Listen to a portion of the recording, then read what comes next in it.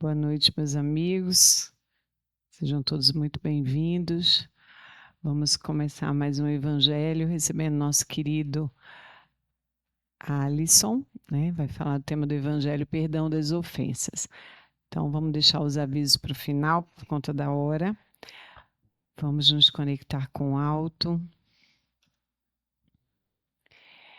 pedindo ao nosso Pai Maior que possamos, Senhor, diante dos temas do Evangelho sempre trazidos, que possamos observar com muita profundidade a necessidade de exercitarmos, visualizando em cada um dos contextos trazidos, o quanto que nós temos uma grande bússola diretora para a nossa existência, onde os teus passos, o teu caminhar, a tua exemplificação, Senhor, deve ser sempre para nós este farol a nos guiar e nos conduzir nas nossas dúvidas e incertezas. Que nós possamos ter hoje, através das palavras, do pensamento do nosso amigo, todo esse exemplificar do quanto que o Evangelho é para nós, o caminho, a verdade e a vida, onde tu és todo um contexto dessa realidade. Nós possamos sentir na noite de hoje toda a serenidade, calma e paz. Todos que aqui estejam possam perceber o cuidado e a espiritualidade, trazendo para os nossos íntimos aquela cura necessária para o nosso dia a dia, para a nossa caminhada na terra. Abençoa cada um de nós, Senhor, hoje, agora e todo sempre. Boa noite, votos de saúde e paz. Trago um abraço do Grupo Espírita Francisco de Assis, a todos que fazem, a todos que frequentam Maria Dolores, nossa casa irmã. Uma coisa só que eu não entendo, até hoje aqui no Maria Dolores, quando eu venho falar, por que é que o pessoal senta tão distante? É com medo que eu pergunte, eu prometo que eu não... porque ele vê que tem um bocado de gente, né? É um receio, né? Mas eu prometo que eu não vou perguntar nada pra ninguém, tá certo? A gente deixa isso combinado, então quem quiser depois se aproximar pode, não tem problema nenhum, né, Silvinha? Mas vamos lá. O tema, ele é um tema desafiador, porque ele vai tocar numa ferida que todos nós temos, sem exceção. Falar de perdão das ofensas. Quem de nós não passou por uma situação que a gente não tenha essa necessidade ou que a gente não traga marcas?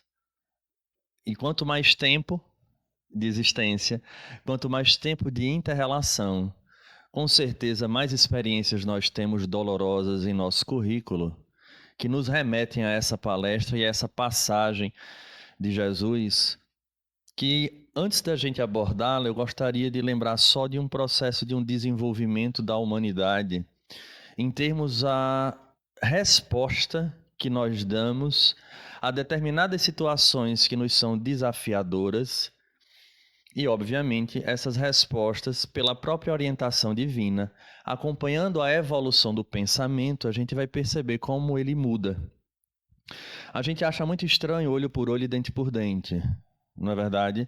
Assim, quando a gente fala isso, não faz parte, pelo menos da nossa crença como espíritas, ou daqueles que têm outra religião, mas de base judaica cristã, quando a gente fala olho por olho e dente por dente, a gente sente um certo incômodo, apesar de muitas vezes nós agirmos exatamente assim.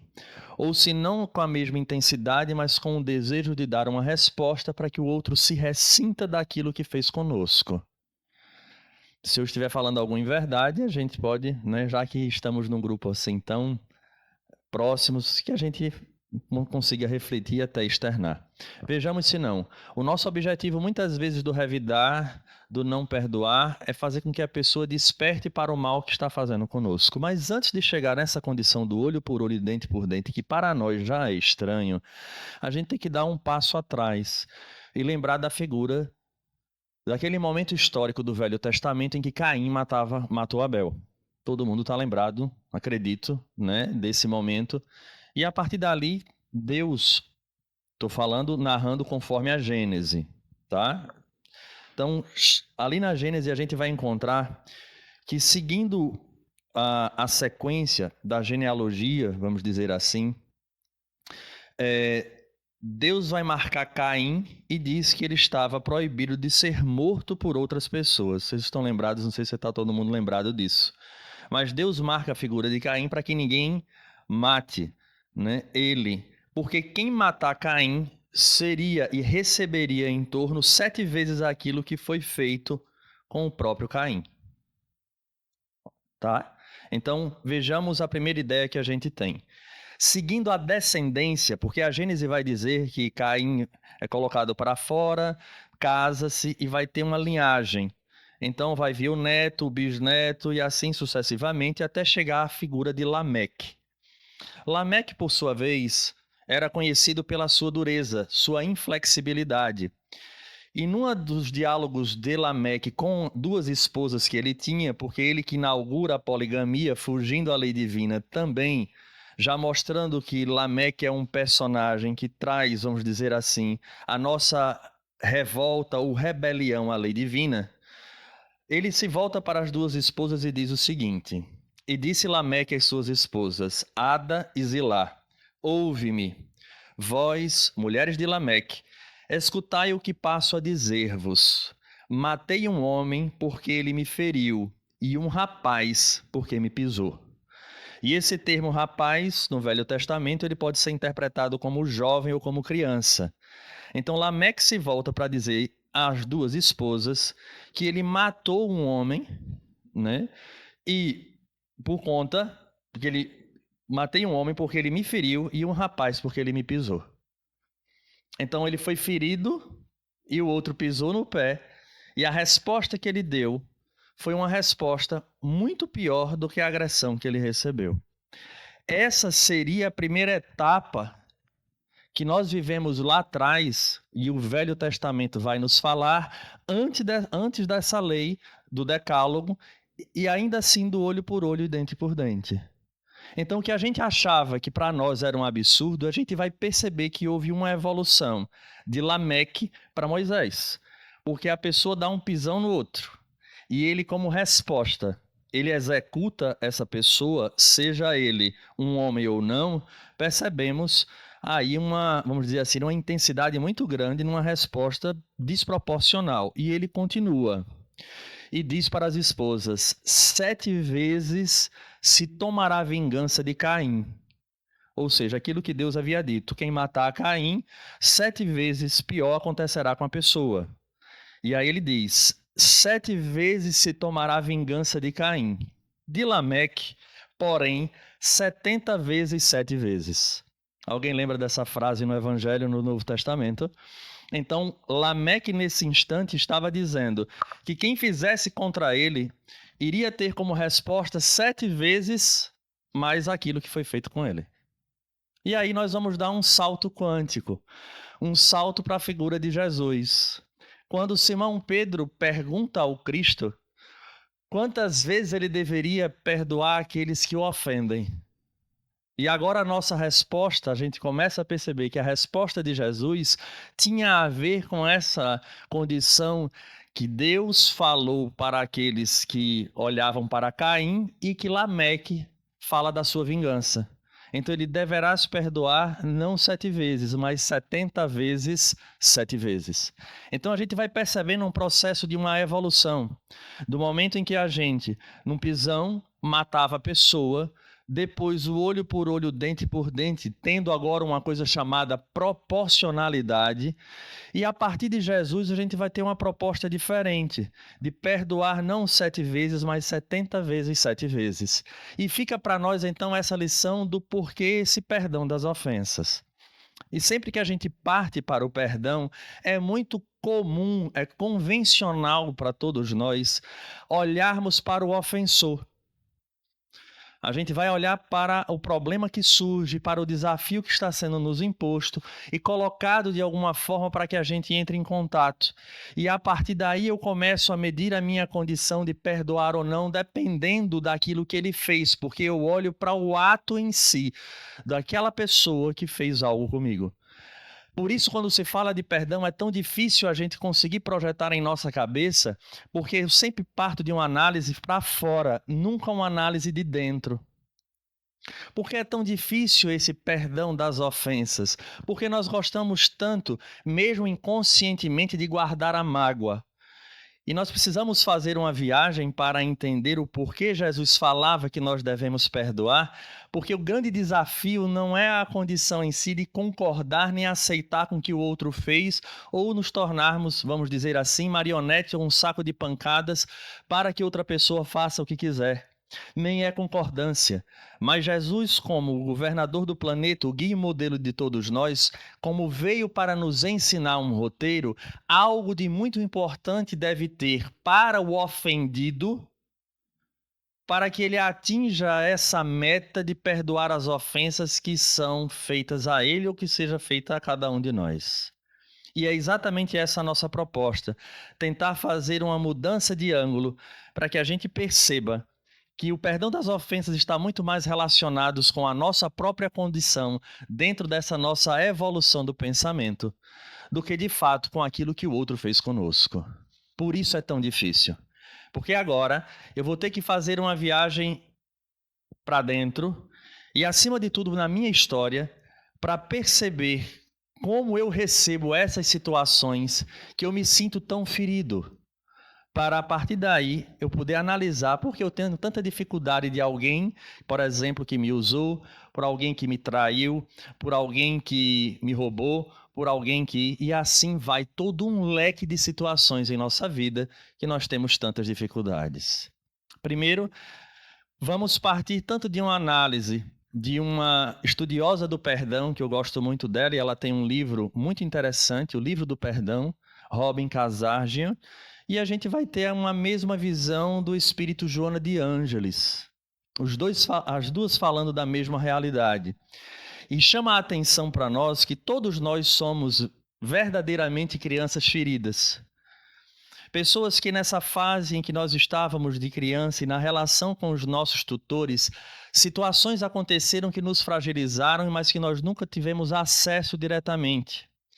E essas situações, de alguma forma, nos colocam em risco, porque, pela própria perspectiva da doutrina, agora vamos para o Espiritismo, nessa condição evolutiva, as experiências anteriores ficam marcadas. Nós trazemos essas experiências e, com um pé na animalidade que ainda temos, não que um dia nós fomos algum animal, mas passamos pela experiência como princípio. Isso cabe em um outro estudo, né? Para ninguém achar que um dia foi um cachorro, que um dia foi uma foca, ninguém foi nada disso. Tá? É importante saber. Nós passamos a fase de princípio espiritual até que nos tornamos espírito.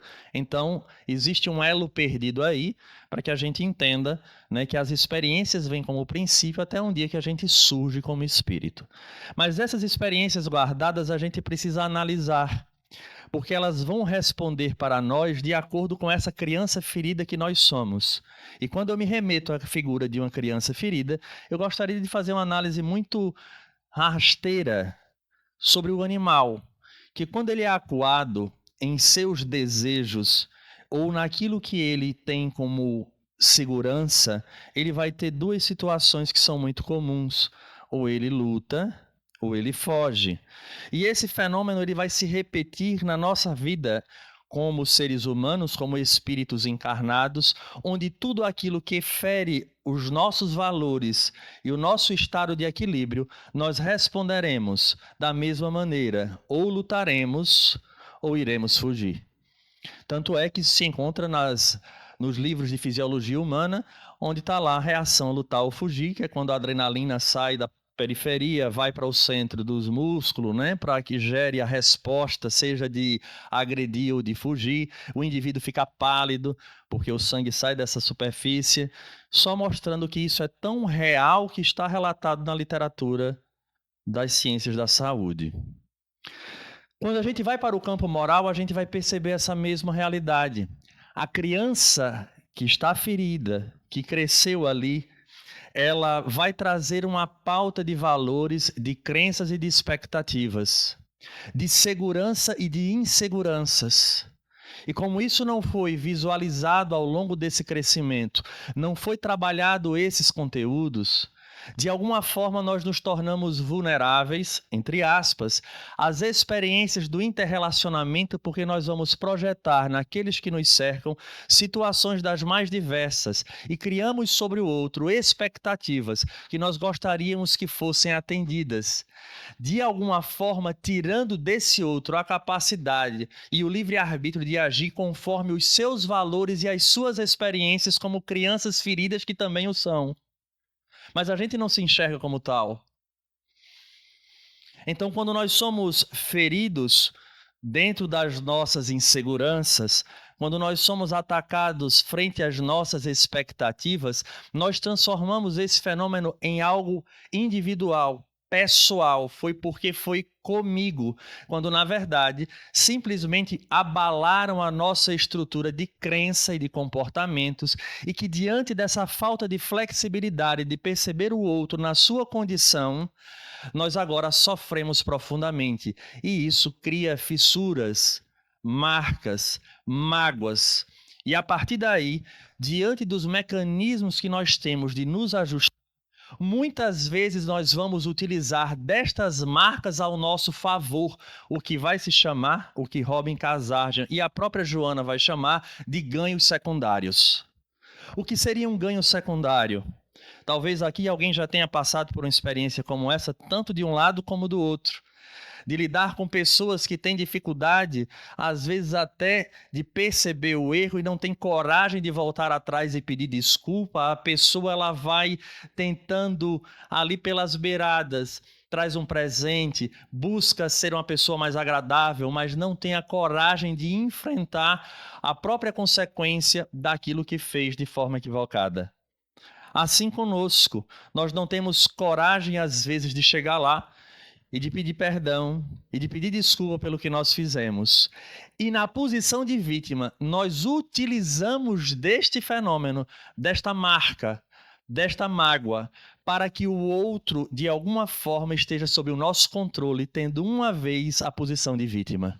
Perdoar, neste caso, seria a gente sair da posição de vítima e voltarmos a uma condição de igual para igual, e perderíamos vantagens que às vezes está inconsciente em nossa vida, porque enquanto fulano se sente culpado, enquanto eu não perdoo, ele vai obedecer àquilo que eu gostaria que ele fizesse. Quem aqui muitas vezes já não usou dessa ferramenta, consciente ou inconscientemente, e ainda aí está preso e prendendo a pessoa? Não precisa levantar a mão, porque a gente não está fazendo aqui nenhum teste, mas só para a gente avaliar que às vezes a nossa posição de estar na figura do magoado, do ferido e do sentido faz com que a gente manipule outras pessoas. Porque nós não queremos libertá-la. Porque aquilo, até certo ponto, é bom para nós. Na nossa cabeça, a gente vai criar um fenômeno, um processo de alguma forma, de uma total prisão um em relação ao outro.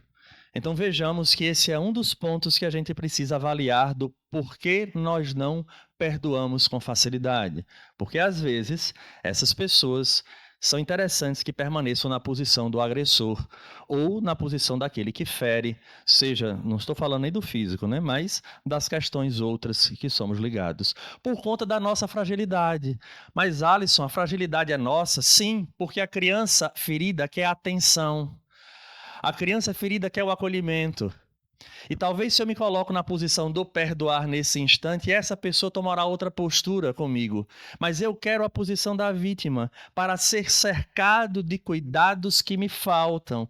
Então, não perdoar é algo muito bom num primeiro instante. Quando, na verdade, ao invés de nós estarmos criando uma relação saudável, eu me utilizo dessa posição de vítima para que desperte o outro essa dependência emocional. E a gente não se apercebe. O segundo ponto que nós gostaríamos que de alguma forma conversa com essa realidade são essas expectativas, onde nós queremos que os outros atinjam patamares que nós próprios não conseguimos, e que diante da nossa projeção do desejo a ser alcançado, quando esta pessoa demonstra as suas limitações, é como se os nossos sonhos e desejos estivessem sendo colocados de lado. Não é importante para esta pessoa tanto quanto eu achei que seria, mas é porque na minha análise esta pessoa deveria chegar a concretizar aquilo que eu acredito que deveria ser. Ou seja, eu espero que o outro construa para mim a felicidade, a vida, a situação, a condição, a experiência que eu acho que é importante, colocando sobre ela um peso muito além do que ela pode dar. Porque o próprio Evangelho já nos fala que nós não devemos buscar uva nas sarças. Nos termos nordestinos, não se tira leite de pedra, porque ela não dá. Por mais que você espere, por mais que você traga, faça todos os esforços, essa pessoa não tem condições. E nisso nós nos sentimos magoados, feridos, ressentidos, em especial porque não poucas vezes nesse comportamento chegaremos a uma condição tal onde nós iremos sufocar a pessoa e como ela não suporta mais esta pressão sobre, ela se afasta. Mas aí vem o terceiro ponto dessa condição do perdão das ofensas, é essa capacidade que aí é onde chega a figura de Jesus e mais adiante da doutrina espírita, de nós nos percebermos onde nós tivemos culpa neste processo que nós consideramos como sendo agressão, traição, abandono ou qualquer outra coisa que nos atingiu e a gente não consegue enxergar a nossa responsabilidade. Então, perdoar passa pela possibilidade de nós nos entendermos e vermos a nossa responsabilidade nesta relação e neste fato. Dói. Dói. Porque, como eu disse, estar na posição de vítima até certo ponto nos dá conforto psicológico para a nossa condição das duas chagas que os espíritos falam que é a chaga da humanidade. O orgulho e o egoísmo. Está no Evangelho. E a gente vai perceber que é muito melhor estar nessa posição do que quando se fizer uma análise sobre o ofensor, a gente perceber que, na verdade, parte dessa resposta positiva ou negativa, dependendo da situação, é importante que se diga, eu participei para construí-la. Vejamos nas nossas situações, façamos um exercício rápido. Ninguém precisa falar, aqui nós não estamos para isso, mas vale a reflexão de momentos em que a gente se sentiu ferido, talvez traído, e tantas outras situações. Em que momento nós tivemos a coragem de parar de fato e fazer uma análise fria de até que ponto tivemos algum grau de responsabilidade naquilo que aconteceu? É raro acontecer. É raro a gente ter essa maturidade. Imaginemos. Por isso, o perdão das ofensas é algo tão complexo. Porque ele não versa sobre o outro. Ele versa sobre a nossa capacidade de nos enxergarmos de maneira muito real, concreta e dentro das nossas limitações. Por isso que esses autores, tanto a autora do primeiro livro que eu citei, como o Espírito Joana de Anjos, vai falar do primeiro e mais difícil, chamado auto-perdão. Porque todos nós trazemos resultados de situações de outros tempos, talvez até de agora, que a gente vai começar, porque em algum momento a gente desperta. E no momento em que a gente desperta, a gente agora vai começar por conta do orgulho, que é uma marca que nós trazemos por conta do nosso desenvolvimento evolutivo, de nos culpar pelo fato do que aconteceu. E aí começamos um processo de remorso tal que isso vai nos adoecendo ao longo do tempo. Portanto, eu preciso desenvolver a capacidade de auto-perdão. Para que a gente entenda o auto-perdão, é preciso que a gente acredite de fato no que Jesus havia dito. Aprendei comigo. Nós somos aprendizes, não somos mestres. O que significa dizer que completando ou completado, ou sendo completo, pela resposta que os espíritos dão a Allan Kardec sobre reencarnação, que nós voltamos para ajudar a evolução da sociedade, contribuir com ela, assim como para o nosso crescimento pessoal, nós entenderemos que a vida é de fato uma escola onde estamos para aprender, não é sobre os outros, é para aprender sobre nós próprios. E neste exercício de nós próprios, não nos tornarmos os nossos algozes fruto do orgulho, porque a culpa, que tem o seu papel importante, não pode se transformar em remorso, porque esse é de fato o filho predileto do orgulho que nos dá as chicotadas nas costas. Como eu posso ter feito isso? Eu não deveria ter agido dessa maneira. Eu falei o que não devia, e tem pessoas que vão se aprisionar a este processo boa parte da vida, esperando do outro, que este outro que foi ferido lhe perdoe, que seria o ideal. Mas não, a nossa história não está relacionada a pessoas. A doutrina espírita não ensina isso. E é importante que a gente absorva isso quanto antes, porque isso seria aprisionar o indivíduo ao outro. E a proposta do Evangelho é que o indivíduo que perdoa, ele se liberta. Então, o processo do auto-perdão, neste momento, é que a gente entenda que naquela situação, seja o tempo que for, a condição moral que nós tínhamos era aquela. Nós poderíamos ter até o intelecto de saber o que era o certo e era o errado, mas, lamentavelmente, em termos de estrutura moral, nós não tínhamos condições de agir diferente. E agimos daquela forma. Não adianta se penalizar, porque isso é o orgulho que diz que nós não somos aprendizes, somos mestres. Como você errou dessa forma? Porque a gente se martiriza no remorso.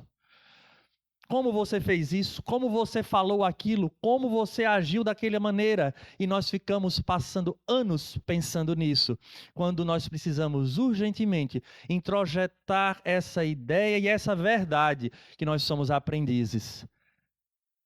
E que naquele momento foi o melhor que eu pude fazer. Agora, Allan Kardec, de maneira muito feliz, no livro O Céu e o Inferno, Código Penal da Vida Futura, ele vai falar deste arrependimento, deste processo de tomada de consciência, para que a gente de fato se auto-perdoe. E neste processo de auto-identificação, não esqueçamos essa palavra, nesse processo de auto-identificação, percebendo que nós necessitamos de nos perdoar, este processo em si já traz a consequência que ele vai chamar de expiação, porque na hora em que eu tomo consciência do fato, dói, não dói?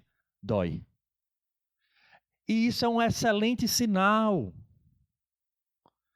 Porque antes eu fazia e não sentia dor nenhuma. Eu achava que o que eu fazia era certo. Mas no processo agora em que eu executo e a minha consciência diz, não é assim, você agiu errado, essa dor, ela é uma dor que nos produz a mudança.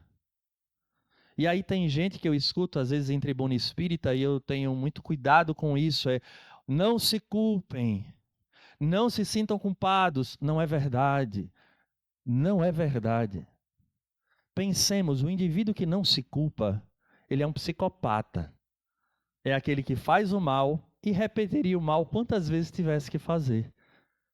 Então a culpa ela é importante sim, para que eu tome consciência, porque é um sinal de que eu agora enxergo defeito onde antes eu não enxergava absolutamente nada. Neste processo do expiar, que foi o mal que eu fiz, a lei divina, através da pessoa, eu agora preciso reparar este mal.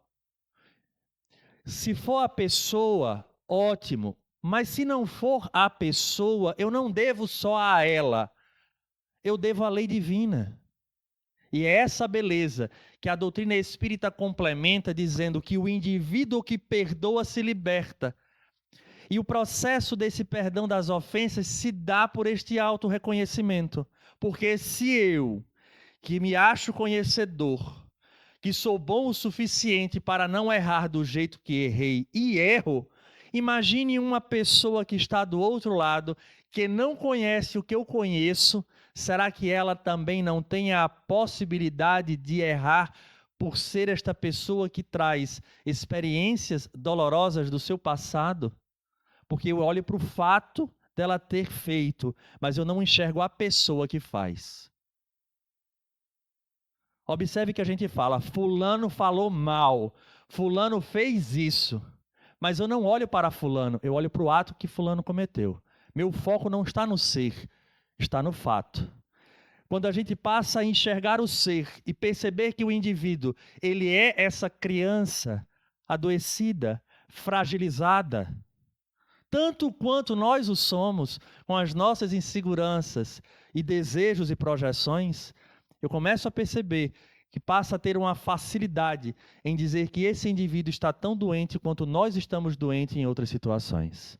Por isso que o perdão das ofensas, ele começa com este processo de auto-perdão no reconhecimento das nossas próprias fragilidades. É difícil, né? Mas dá para acompanhar o raciocínio. Então, o que é que Jesus queria? Por que ele solicitava, então, para que a gente, de fato, perdoasse não 7 vezes, mas 70 vezes 7 vezes? Porque perdoar, neste processo, nos livra do outro, mas não é só do outro, é o comando, é a ordem do que o outro fez conosco. Porque cada vez... O que é ressentimento? De onde vem a palavra ressentimento? Ressentir. Eu sinto novamente tudo aquilo que eu vivi. Então eu que me aprisiono, a pessoa que por condições pessoais, limitações, pela criança ferida, pelo seu histórico pregresso deste e de outra existência, eu deixo que ele comande a minha vida, mas numa opção minha, não é dele. Na hora em que eu perdoo, eu não estou sendo conivente com o mal que foi feito. Eu estou tirando o poder dessa pessoa sobre mim.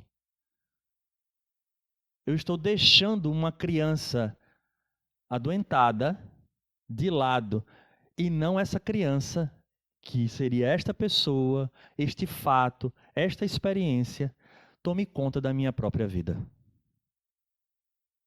É isso que nós precisamos entender. É tomar posse.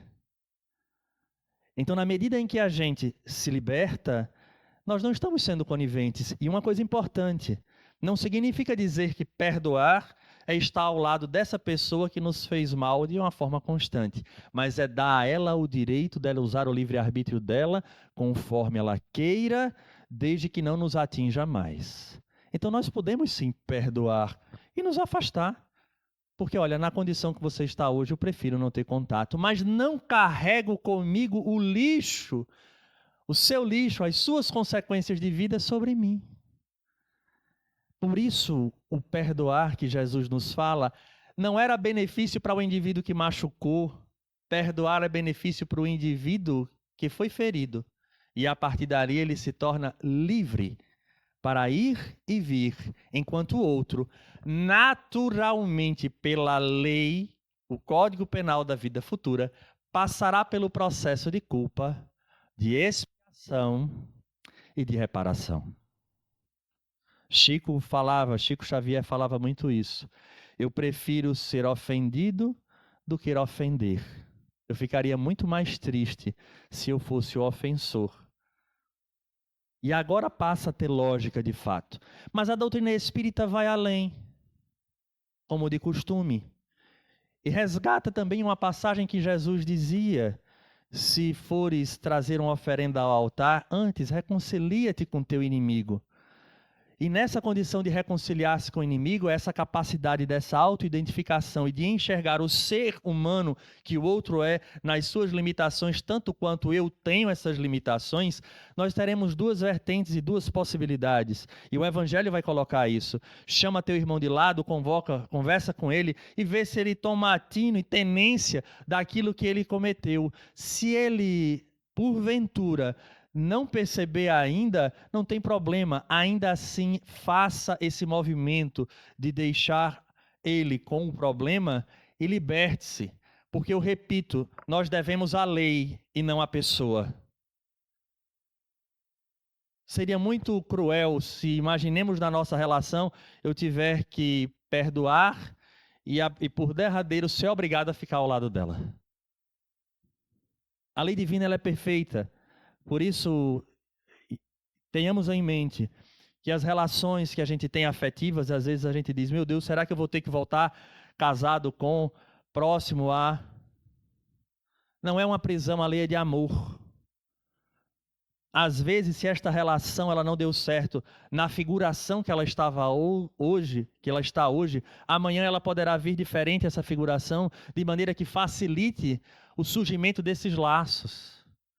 Então vamos ver às vezes casais que hoje se tornaram, entre aspas, inimigos e que amanhã serão um filho do outro. Porque a proposta não é estar na mesma experiência. A proposta é reatar os laços independente da posição. Não obstante, ao indivíduo que perdoa de fato, ele agora está livre. Mas a pessoa que cometeu o equívoco, a pessoa que feriu, ela agora precisa responder à lei. E é por isso que em nossas relações nós atraímos pela lei de afinidade. Muitas histórias se repetem, indiscutível. Mas muitas outras histórias não estão se repetindo com os mesmos personagens, mas com indivíduos que têm a mesma característica de consequência. Não sei se eu me fiz entender. Porque às vezes a gente pensa que toda relação, Alisson, me separei de um aqui, arrumei outro, estou tendo um problema parecido.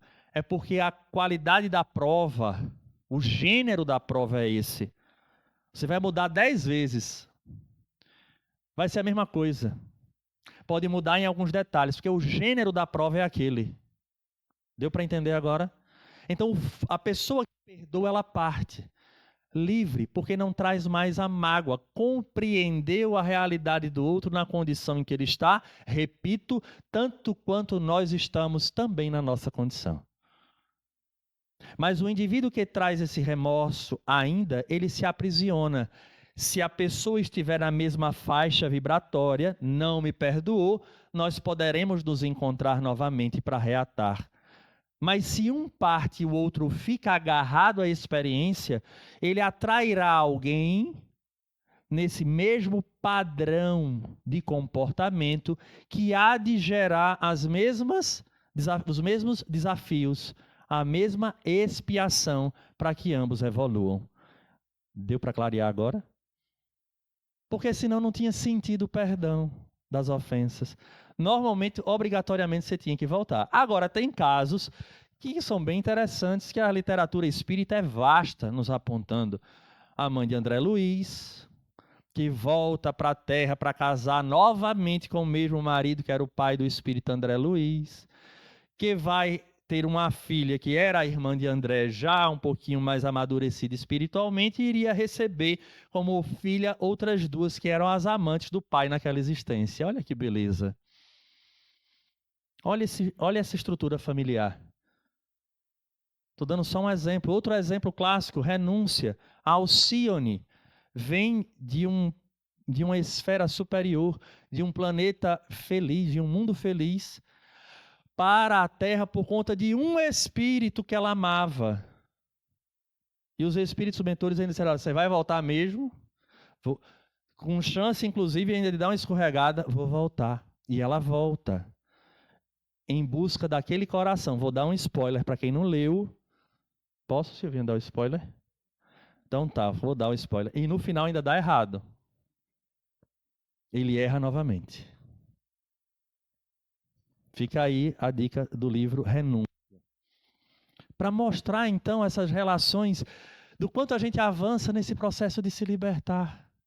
Manuel Filomeno, numa obra magnífica, que estamos reestudando, chamado Trilhas da Libertação, ele vai falar sobre saúde do corpo.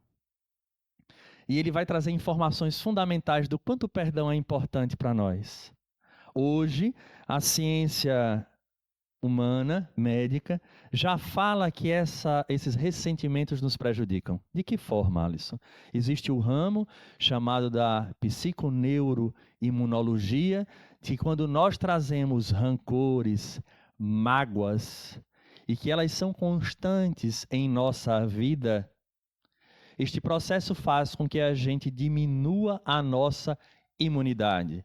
E na hora em que a gente tem uma queda de imunidade, nós passamos a ter mais problemas, tanto com invasões bacterianas, como com transformações celulares, ou mais conhecido, as neoplasias. Isso é o que a ciência fala. O espírito Manuel Filomeno de Miranda, nesta obra, dará uma aula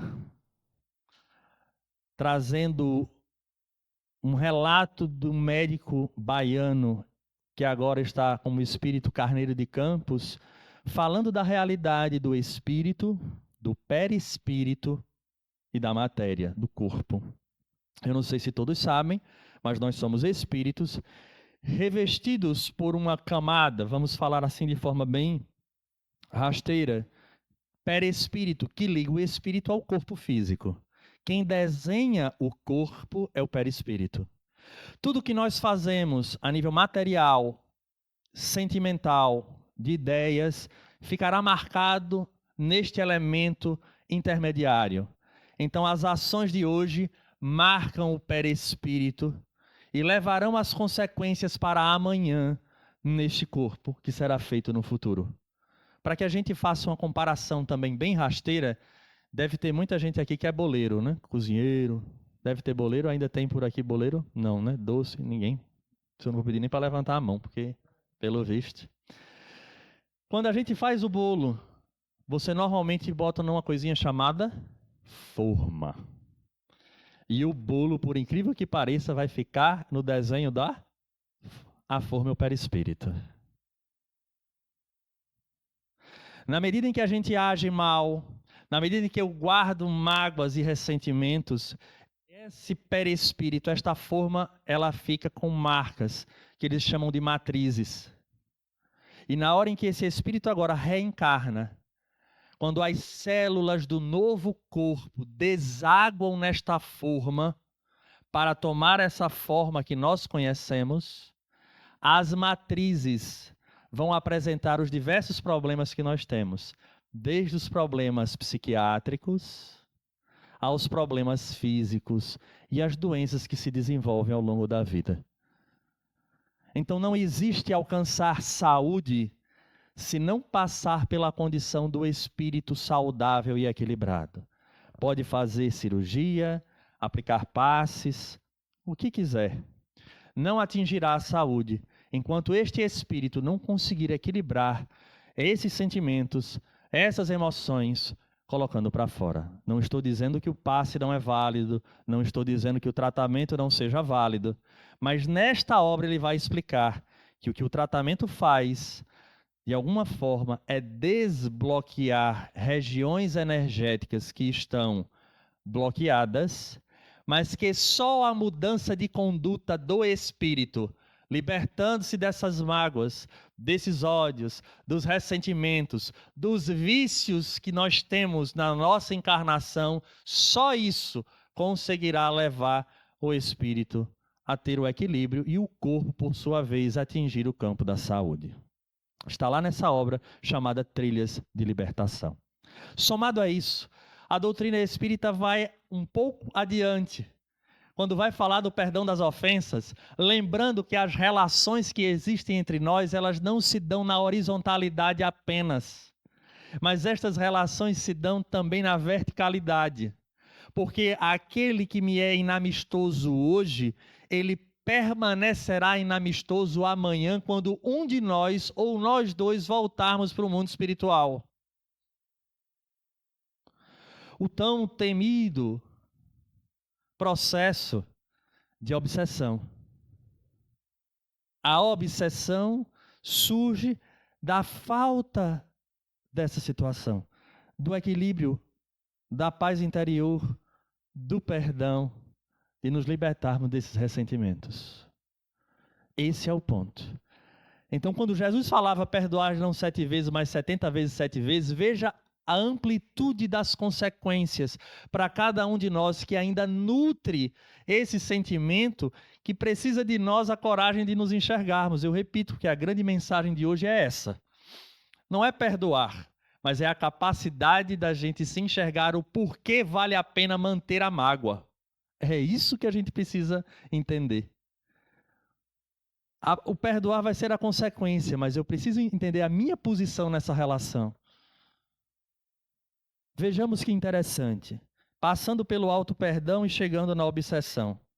Para falar de perdão. Então vou falar de auto-perdão de novo para chegar no perdão.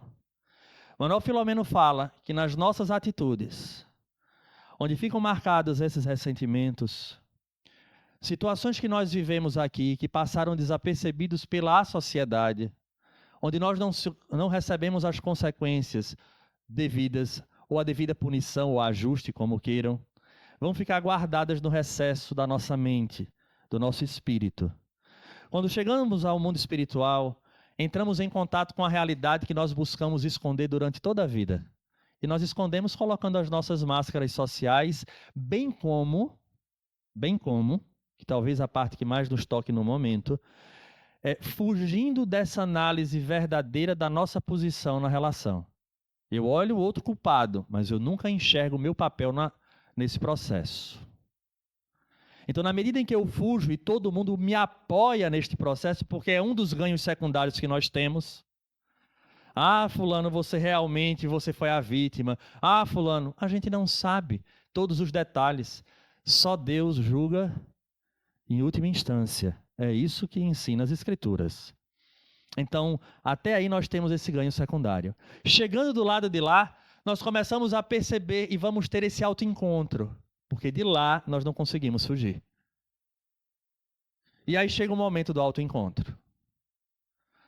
Quem quiser ter uma prévia do que é um autoencontro, uma prévia só, procure no livro Nosso Lar, o momento em que André Luiz foi conversar com o ministro Clarencio, junto com Dona Idalina, pedindo para ser médico no mundo espiritual. Tem esse capítulo lá. Procurem no livro Nosso Lar. Aí vocês vão ver a conversa que o ministro Clarencio tem, que toda vez que eu leio, vocês já ouviram o termo vergonha alheia? Eu tenho vergonha alheia quando eu leio aquilo ali. E não vou mentir, viu, Silvinha? Ainda fico pensando assim, meu Deus, como vai ser esse meu encontro? Porque ele vai pedir para ser médico, mas antes dele falar, o ministro Clarencio atendia, para quem não sabe a história, André desencarna, quem assistiu o Nosso Lar vai ter uma noção. André desencarna, vai chegar lá na colônia depois de muito sofrimento dos umbrais e vai ter uma conversa com o ministro daquela instância, chamada Nosso Lar. E o ministro faz com que as pessoas sejam atendidas em dupla para que a experiência de um sirva para o outro. Imaginem vocês um atendimento fraterno aqui no Maria Dolores e ao invés de entrar um de vocês, entrassem duas pessoas que não se conhecem, sentam à frente e você vai ter que contar o seu problema para o atendente fraterno na frente da pessoa que você não tem nem noção de quem seja. A gente ia se sentir bem confortável, não ia? Imagina, contar alguns detalhes que a gente não gostaria. Mas é isso que acontece. Então ela vai e fala. E o ministro começa a discorrer sobre o comportamento daquela senhora. E na medida em que ele falava, André Luiz ficava pensando, eu ia pedir trabalho como médico, mas eu já desisti. Porque eu já vi que eu não tenho a mínima condição. Quando termina o diálogo com ela, o ministro se volta para André e diz, agora André, agora é com você. E ele inteligentemente, porque eu acho que eu faria a mesma coisa, ele virou e disse, não precisa não, ministro. Eu já entendi tudo, eu já estou indo. Ele disse, agora não. Agora você vai ficar e vai ouvir. E aí ele descasca André. Você, filho único, recebeu tudo de bom dos seus pais, teve todas as possibilidades, nunca se preocupou, nunca fez. E aí ele traz um currículo extenso que Pai Celeste, eu tenho dó daquele momento. Aí no final ele diz, mas nós não temos só coisas ruins para falar, também temos alguma coisa de bom. Eu disse, pelo menos, né? Porque a situação realmente ficou uma situação bastante complicada. Mas o que é que nós estamos querendo dizer com isso? Que nesse momento nós entramos em contato com essa verdade que poderíamos ter entrado aqui e nos libertado disso. mas a gente percebe que a gente teve alguma culpa, alguma responsabilidade nessa situação. E diante da dor de consciência, nós pedimos para voltar. Está escrito, inclusive, no capítulo 14 do Evangelho segundo o Espiritismo, a ingratidão dos filhos e os laços de família. A dor de consciência é tamanha que a gente pede para retornar. Retorna. E aí algumas situações vão acontecer, porque na hora em que essa forma do bolo ela está apresentando danos, nessa área do nosso comportamento, dos sentimentos, do campo moral, que seria o psiquismo, vai vir as consequências. E aí o Espírito Manuel Filomeno vai dizer algumas coisas importantes para nós, justificando o porquê precisamos urgentemente estudar a nossa posição para ver se atingimos o ponto do perdão das ofensas. Primeira coisa que ele vai dizer, quando essa estrutura orgânica, porventura, venha perfeita, não poucas vezes ele vai trazer no inconsciente um sentimento de culpa profundo pelo que fez ontem. E esse sentimento de culpa, sem ser identificado aqui qual o gatilho, vai apresentar-se em situações tais como depressão, Alzheimer, doenças degenerativas do sistema nervoso. Palavras dele. Em outras situações, isso relata esse espírito. Em outras situações, nós nos sentimos tão culpados por aquilo que aconteceu e a gente não ter optado pelo perdão, que inconscientemente, aquele orgulho que eu havia dito, como é que eu posso ter feito isso? Em nível espiritual isso acontece. E eu começo a atrair energias deletérias que modificam a vibração das minhas células e geram doenças das mais diversas, incluindo neoplasias. E eu me sinto bem, porque agora eu estou me punindo pelo equívoco que eu cometi. Porque a gente não conseguiu ainda desenvolver o auto-perdão, nem o perdão das ofensas. Então a lei encontra uma forma de ajustar na medida em que a gente se mantém naquele padrão e as pessoas, e ele fala da recidiva.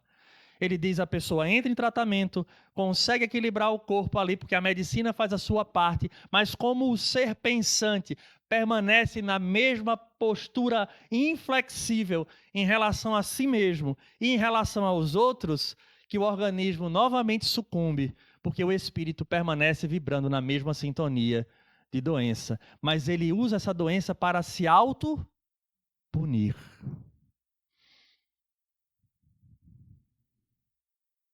E num terceiro ponto, agora não mais relacionado diretamente ao indivíduo, nessa auto-obsessão pela falta do auto-perdão, vai ser o processo daqueles que vão nos cobrar o erro que cometemos, ou então nos implorar o perdão que um dia nós não demos, chamado das obsessões. Espíritos que vêm cobrar, entre aspas. E essa cobrança não é só pelo ato, repito, às vezes é pela falta dele.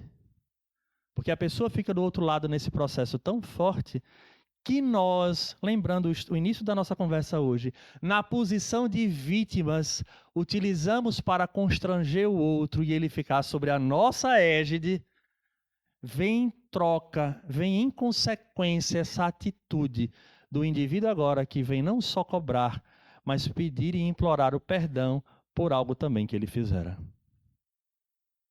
Complexo, né? Mas ao mesmo tempo bastante simples. Então vejamos a gama de situações que quando Jesus responde a Simão Pedro, remetendo-se a Lameque, lá atrás, não deves perdoar só 7 vezes, mas 70 vezes, 7 vezes, não era a benefício do indivíduo que agride, era a todo custo a libertação do indivíduo que já compreende que de fato todos nós estamos nessa escola. É fácil? Não. Ninguém está dizendo que é fácil, mas ele próprio disse, renuncia-te a ti mesmo. Dessa pauta moral, no sentido de cobrar dos outros que seja exatamente porque ali há alguém com uma história pregressa tanto quanto nós temos. Conta-nos uma história nesse livro chamado O Livro do Perdão, de Robin Kazarjian, Um dos pacientes dela se volta para ela contando a história, dizendo que estava num trem no Japão, isso há muitos anos, porque o livro é um pouco antigo. Quando entra nesse vagão um rapaz, um senhor bêbado, extremamente bêbado, o rosto vermelho, os olhos também vermelhos, e ele entra já esculhambando com quem estava presente. Diz que havia alguns senhores, um casal, uma dupla de garçons que estavam vendo resultados de alguns jogos, e que ele começava a gritar com um e com o outro. Tentou, inclusive, chutar uma senhora, mas pela sua condição de ebriedade, perdeu o equilíbrio. Caiu sentado no colo de dois senhores que logo se levantaram e se afastaram. Quando ele se volta para a figura deste paciente de Robin Kazarjian, e ele praticava uma arte marcial, Aikido, chamado, durante 3 anos, 8 horas por dia. E ele dizia no relato que ele pedia a Deus a oportunidade de poder utilizar aquilo ali um dia, apesar, relato dele, de que esta arte marcial, segundo o seu fundador, que ele estudava com o fundador, era uma arte de equilíbrio, de parcimônia, de eliminar conflitos e não de criar conflitos. Ele, mais forte, treinado, olhou para aquele senhor e disse: chegou o dia de eu utilizar o meu conhecimento a benefício da justiça. O rapaz ébrio olha para ele, começa a desafiá-lo, ele se prepara.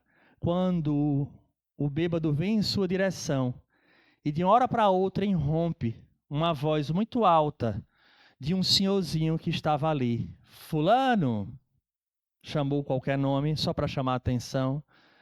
O que é que está acontecendo com você? O que foi que você bebeu? Ele se assusta, o paciente dela, o indivíduo bêbado também, volta-se para ele, xinga-o e diz: eu bebi saquê, muito saquê. E o velhinho então disse: venha cá, eu gosto muito de saquê. Toda tarde eu convido a minha esposa. Nós aquecemos o saquê e vamos para o nosso jardim observar a planta que nós plantamos. E observamos a crescer.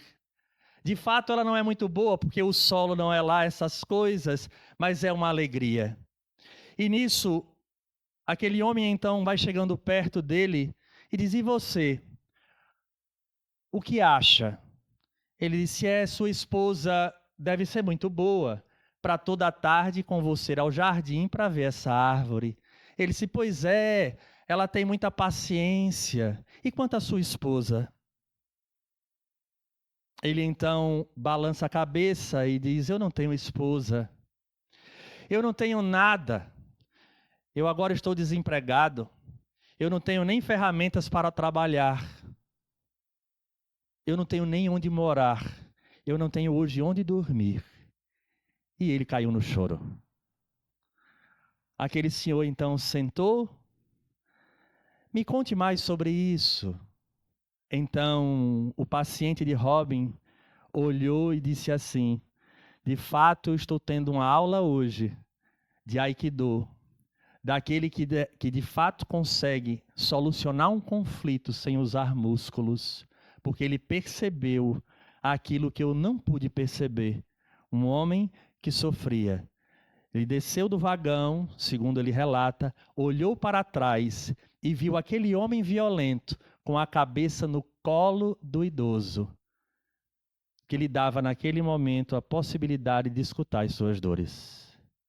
Bem verdade que não podemos, nos tempos de hoje, chegar a essa atitude, mas com certeza, compreendendo aquilo que Jesus nos convoca, de perdoar as ofensas, entender que aquele indivíduo, na verdade, estava muito mais pedindo um socorro do que buscando agredir.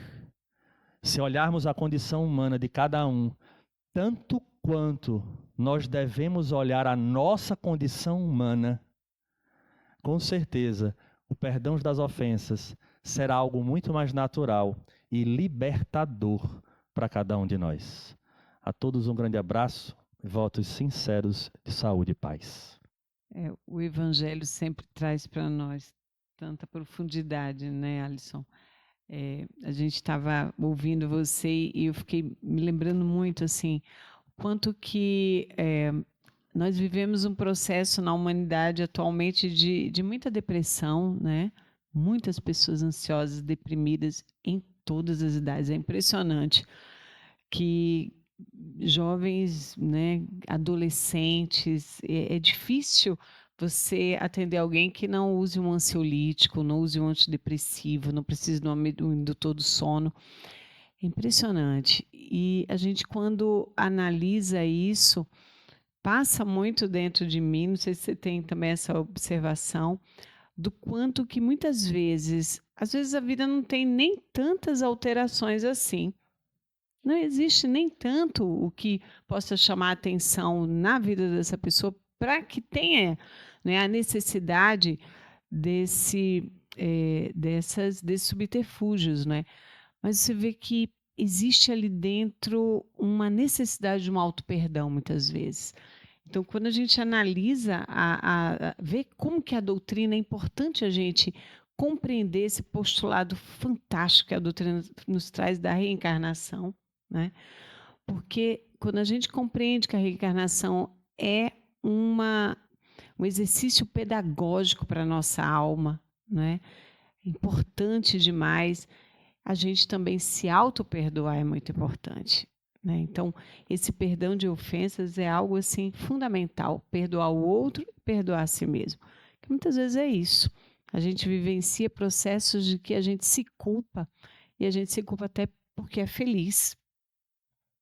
A gente se culpa porque é feliz, sem saber. É uma coisa muito inconsciente, né?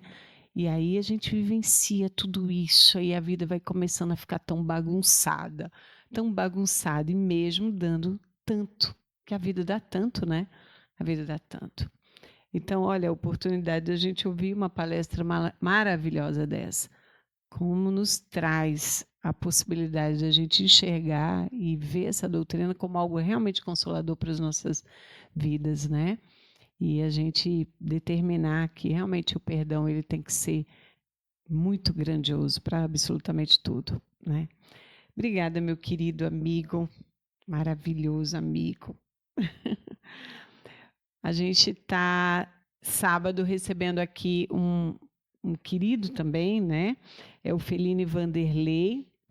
A gente vai estar nesse seminário sobre o autismo, né? Que é um tema realmente também muito importante para nesses tempos de hoje. É o tema de um livro dele. Ele é pai de autista, né? Inclusive quando a gente divulgou, aí tinha lá todo o currículo dele, disse assim, faltou a coisa mais importante aí, filho de Felipe, parece-me, autista de 13 anos, né? Então foi Felipe exatamente quem foi o grande determinante para que ele estudasse o tema.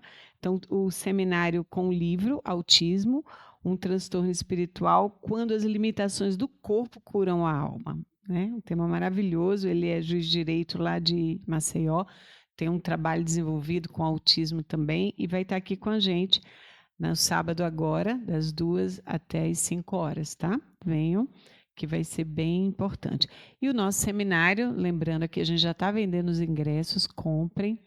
Seminário das Cartas de Paulo, né, que vai acontecer no dia 30 de agosto desse ano. A gente vai estar aqui com o Vitor Hugo, o professor Severino Celestino e o Álvaro Morderrai, que é lá de São Paulo, tá bem? Vamos estar todos. Alguém na casa pela primeira vez? Tem alguém? Ali? 2, um só. Quem é? Qual é o nome? Amauri? Amauri? Seja muito bem-vindo à nossa casa, viu, Amauri? Você é daqui mesmo, de próximo? Ah, tá bem. A gente tem estudos do Livro dos Espíritos na terça-feira, Livro dos Espíritos e o Céu e o Inferno, tá? Nas quartas-feiras a gente tem o EJE e o EAD, começamos agora em março, então já tá, venha-se embora estudar com a gente, tá? E nas quintas-feiras o estudo do Evangelho, tá? E aos domingos, evangelização infanto-juvenil, se quiser vir também ajudar aqui, são só 120 crianças, aí fica tranquilo para você. Vamos então fazer a nossa prece de encerramento, vai ter passes, tá? No final, e aí... Oi? Ah, desculpa, eu falei da casa e não disse o mais importante. A gente tem o hábito de ofertar o evangelho, aquele que vem à casa a primeira vez, tá? Que no final você vem receber seu evangelho. Então vamos fazer a prece de encerramento com o nosso amigo.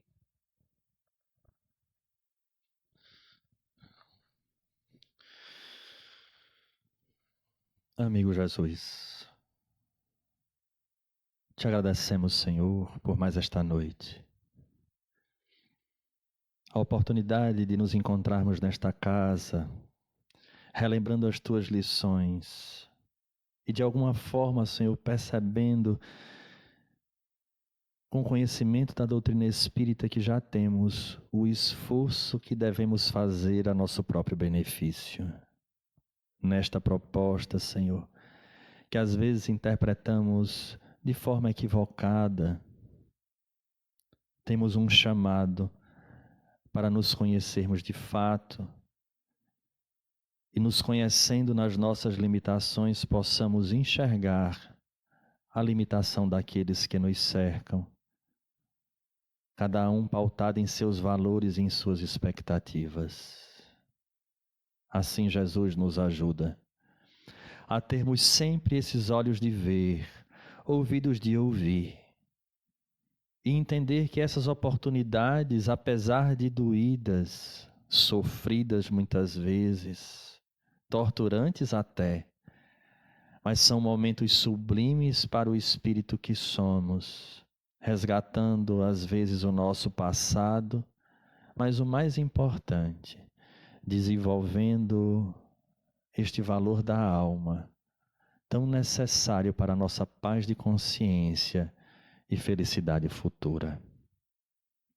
Ampara-nos, Senhor, estende a tua mão amiga, dá-nos fé, força, coragem, resignação, para lançarmos luz sobre as nossas próprias sombras e a partir daí avançarmos, buscando compreender mais, buscando vivenciar as tuas lições, que não são fáceis, na condição que nos encontramos.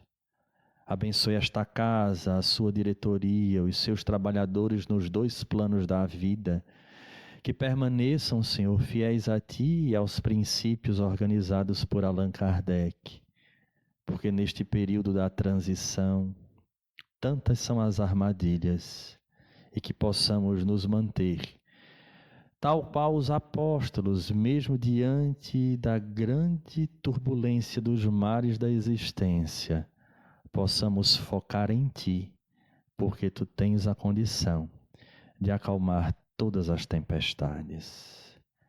Que possamos entregar em Tuas mãos tudo aquilo que não conseguimos resolver, Senhor, porque sabemos que estás no comando. Assim, Jesus, sê conosco.